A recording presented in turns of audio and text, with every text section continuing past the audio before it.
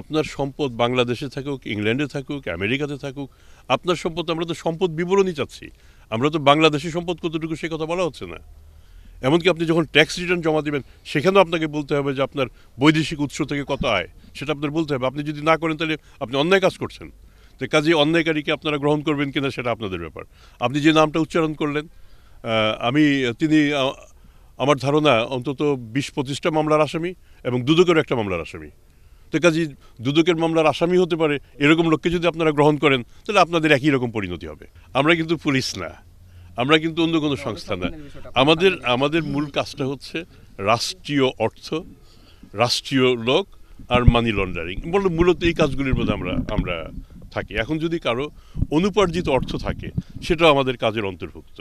তো আমরা তো আলাদাভাবে কে কোন দল করলো, কে কোন পার্টির, কে কার পেশা কি, কে রাজনীতিবিদ, কে অন্য পেশার, এটা খুব বিবেচ্য না। আমাদের বিবেচ্য হচ্ছে তিনি আমাদের যে শিডিউল, এই শিডিউলে তিনি অপরাধী কি না। যদি সেই শিডিউলে অভিযোগ পাই, অভিযোগ যদি প্রমাণিত হয়, আমরা আমাদের সাধ্যমতো কাজ করি। এবং এটাও মনে রাখতে হবে আমরা কিন্তু বিচারকারী না, বিচার করে কে? আদালত। আমরা বিচারের জন্য মাল মশলা তৈরি করে আদালতে দাখিল করি।